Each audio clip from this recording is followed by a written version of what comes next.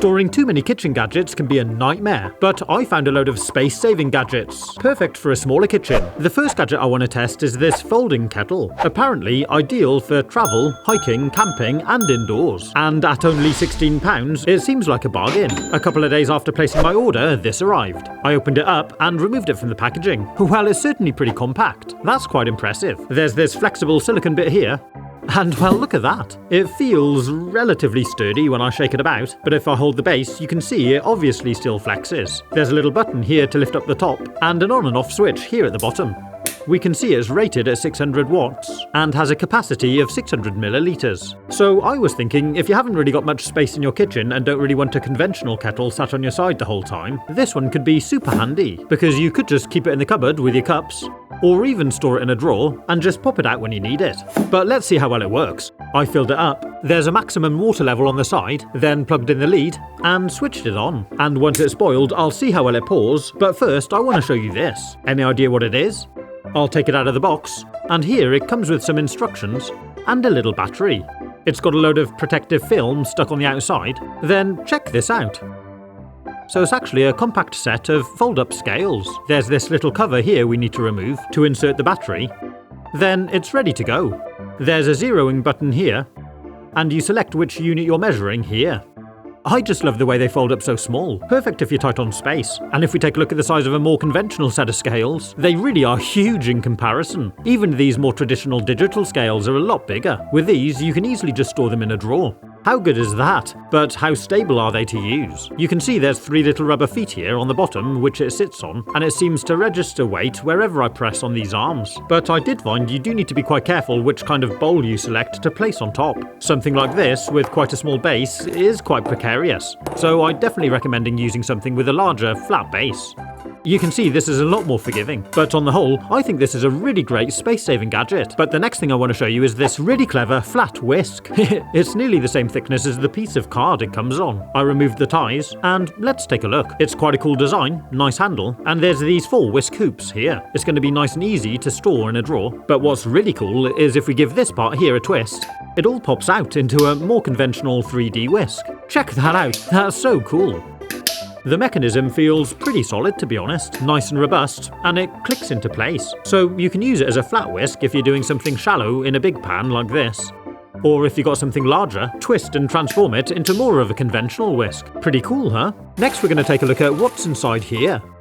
So, any idea what it is? If we turn it over this way, you can see it's got these 6 little rubber feet here, which it sits on to stop it from sliding. It's actually a chopping board, but if you hold down in the middle and pull up on the sides here, it transforms into this fold-out washing-up bowl. How cool is that? It feels nice and sturdy, and in the bottom here, there's even a little rubber plug. To drain the water, you can just lift the whole plug out, or if I push it down flat again and refit the plug, you can see we can use it by just folding it back on itself. You can store this really easily at just alongside of your chopping boards, and it's also got a little hole in the handle, which you can use to hang it from, like on the inside of this door. When I tried it as a chopping board, I did notice it doesn't sit completely flat. There is a little bit of a wobble to it, but aside from that, it seems to work fine. And the rubber feet definitely help to stop it sliding around. And what's really cool is if there's a lot of things on your board that you've chopped, you can just lift up the sides to stop them falling off when you move it. And of course, this would make a really handy collapsible washing up bowl to take away with you when you were camping. And what's inside here is something that complements it. It's exactly the same style, and this is a collapsible colander for draining out food.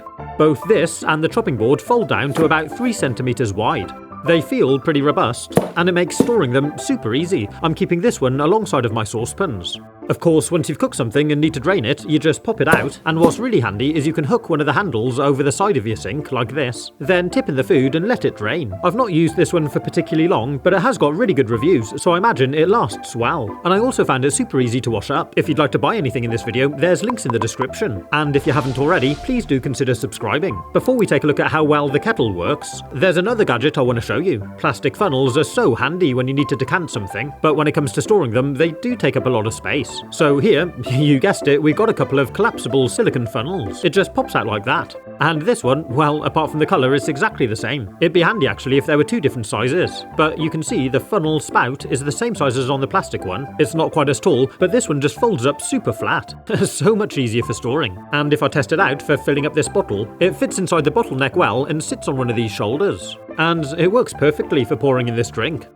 These different sized shoulders work with different sized bottlenecks, and when it comes to storing it, it's definitely a big win. But stick around, because later I'll show you another really cool funnel. So let's see how we got on with the kettle. It took a good few minutes, but it did boil, and it switched itself off as you'd expect, although the switch did stay in the on position. I'm not sure what would happen if you just left it like this. Would it turn itself back on and start to boil again? Anyway, I switched it off and unplugged it, and this seems really weird. It's full of boiling water, but you can just squidge it on the side. It feels quite warm touching it, but it won't burn you. It does make me a bit nervous though, with the whole thing still flexing. So let's pick it up and try making a couple of drinks. Okay, it's pouring quite well here. It does seem to come out a little bit slowly though, and for this cup of coffee, I'm having to turn the whole thing nearly upside down. Oh blimey.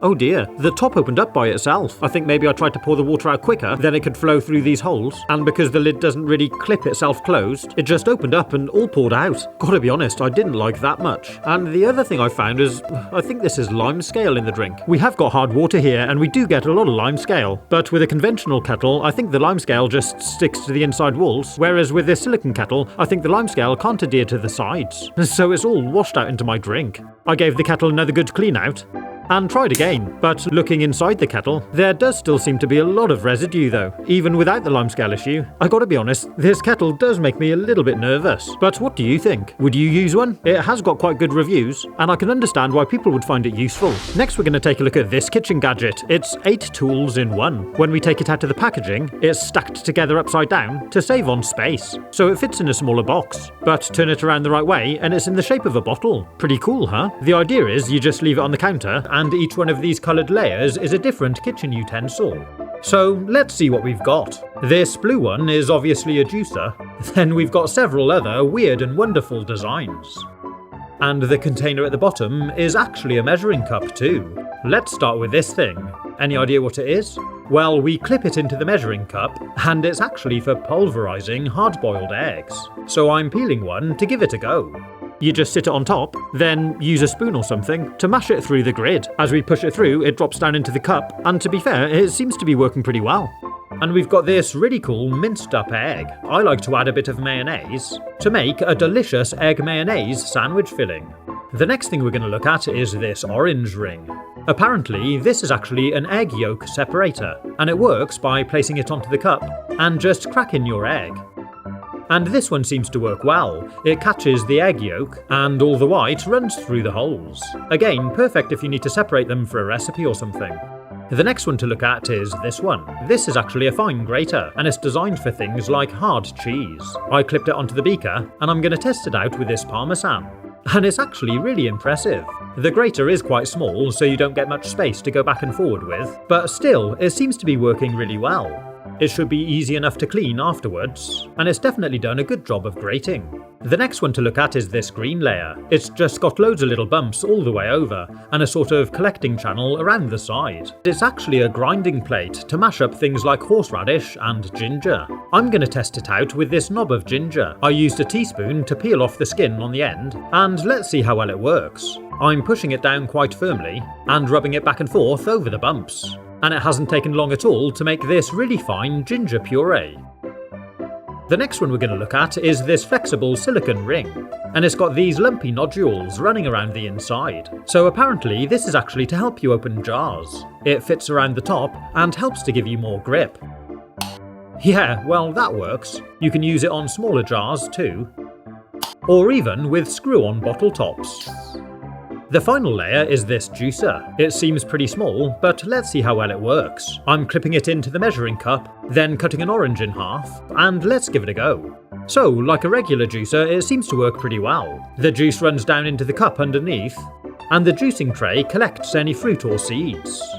The only thing I found was that because it is quite small, it does fill up pretty quickly with fruit. And you've got to be careful it doesn't block the juice from running through into the cup. After I juiced one orange, I had to clean it out. I carried on juicing a number of oranges, and I filled up the measuring cup with nice fresh juice. And I'm going to be pouring it into this bottle to keep it in the fridge. That's where the last part of our kitchen utensil comes in. This bottle top doubles up as a funnel. It's got this green silicone nozzle that pushes onto the end, which makes it perfect for filling up bottles with a smaller neck. When I test out kitchen gadgets, I often get people suggesting I should just use a knife. So I made a video and put it to the test, which you can see here. Have fun, stay safe, and as always, thanks for watching.